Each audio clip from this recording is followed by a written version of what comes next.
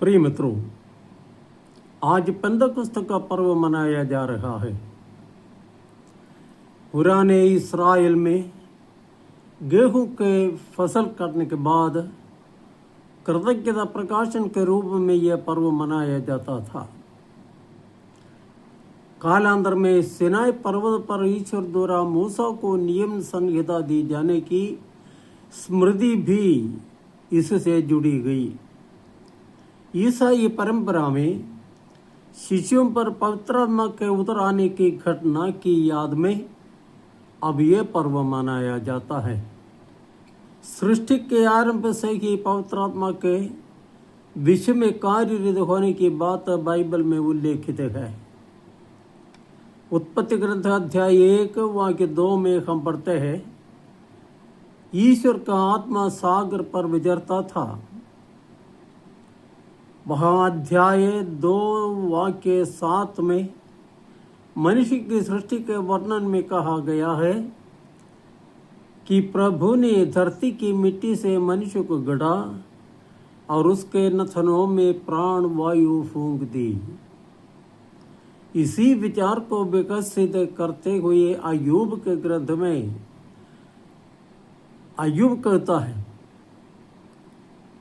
ईश्वर की आत्मा ने मुझे गढ़ा है, सर्वशक्तिमान मुझ में प्राण वायु फूंकता है।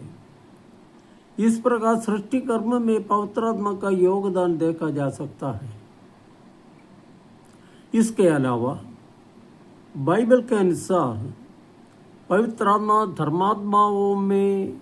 धर्मात्माओं को भले कार्यों के लिए प्रेरित करता है, ईश्वर के वचन की सही व्याख्या देता है, नबियों का मार्गदर्शन करता है।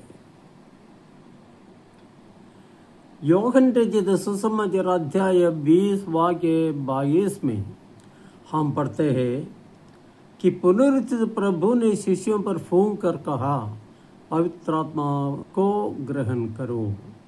लेकिन प्रभु ने अपने स्वर्गारोहण के पहले शिष्यों को आदेश दिया था कि पवित्र आत्मा के आगमन तक वे यरूशलेम में ही बने रहे। और 10 दिन बाद पेंतकुस्त के दिन वे सब पवित्र आत्मा से अभिषिक्त हुए। पवित्र आत्मा का ये औपचारिक आगमन शिष्यों में गहरा परिवर्तन लाया। इसका वर्णन प्रेरित चरित्र अध्याय 2 में उपलब्ध है। पवित्र आत्मा के आगमन से शिष्यों में क्या परिवर्तन आए? तब तक भीरू भयभीत संदेही और विचलित रहे शिष्यों में प्रकट रूप से जो परिवर्तन आया वो सबको अचंभित करने वाला था। हजारों लोगों के सामने अन्य 11 शिष्यों के साथ खड़े होकर पेतरुस कहते हैं, आप लोग स्वयं जानते हैं कि ईश्वर ने ईसा नाज़री के द्वारा आप लोगों के बीच कितने महान कार्य, चमत्कार एवं चिन्ह दिखाए हैं। लेकिन आप लोगों ने विधर्मियों के हाथों उन्हें क्रूस पर चढ़वाया और मरवा डाला है। किंतु ईश्वर ने मृत्यु के बंधन खोलकर उन्हें पुनर्जीवित किया। पेतरुस के भाषण से प्रभावित होकर लगभग 3000 लोगों ने पश्चाताप करके बपतिस्मा ग्रहण किया और शिष्यों में सम्मिलित हो गए हैं।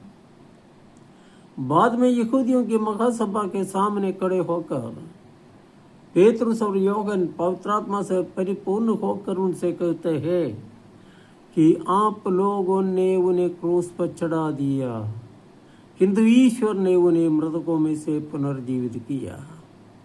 याद रहे, ये वही पेतरुस है जिसने एक नौकरानी के सामने भयभीत होकर गुरु को जानने से 3 बार इनकार किया था। अब पेतरुस में न भय है, न चंचलता है, न ही कोई संदेह है। महासभा के अधिकारी जानते थे कि पेतरुस और यूहन्ना अशिक्षित एवं अज्ञानी है। इनका आत्मविश्वास देख कर वे अचंभे में पड़ गए। आदिम कलीसिया के विश्वासियों के मन में पवित्र आत्मा की अग्नि इस कदर जलने लगी थी कि वे सब के सब यीशु के नाम के प्रति सुसमाचार सुनाने और जीने मरने को तैयार हुए हैं।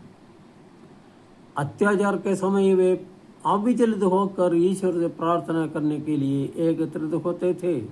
विश्वास के वीर साक्षी स्तेफानुस की मृत्यु के बाद यरूशलेम में कलीसिया पर घोर अत्याचार प्रारंभ हुआ और प्रेरितों को छोड़ सबके सब यहूदिया तथा समरिया के देहातों में बिखर गए, लेकिन वे चुप नहीं रहे, बल्कि वे घूम घूम कर सुसमाचार का प्रचार करते रहे, क्योंकि पवित्र आत्मा उन्हें इस कार्य के लिए प्रेरित करता था। इसी कारण तमाम प्रेरितों ने दुनिया के कोने कोने में जाकर सुसमाचार सुनाया और वे प्रभु के नाम तरह तरह की यंत्रणाएं सहकर शहीद हो गए। पवित्र आत्मा आज भी कलीसिया में कार्यरत है। दृढ़ीकरण संस्कार द्वारा हम पवित्र आत्मा का वास स्थान बन गए हैं। पवित्र आत्मा से परिपूर्ण होकर ख्रिस्त के साक्षी बनने और सुसमाचार सुनाने का वरदान हमें प्राप्त है। प्रभु की शिक्षा पर विश्वस्त होकर चलने और विपरीत परिस्थितियों में भी निडर होकर ख्रिस्त को साक्ष्य देने के लिए हम नियुक्त हुए हैं। ये कार्य करने के लिए आवश्यक बुद्धि, शक्ति, विवेक और साहस पवित्र आत्मा हमको देता रहेगा, बशर्ते कि पवित्र आत्मा की प्रेरणाओं को स्वीकार करने की इच्छा हम में हो। हमारा वैयक्तिक एवं पारिवारिक जीवन पवित्र आत्मा की प्रेरणा एवं कृपा से सफल तथा संपन्न हो, इसके लिए हम प्रभु से प्रार्थना करें। जय यीशु।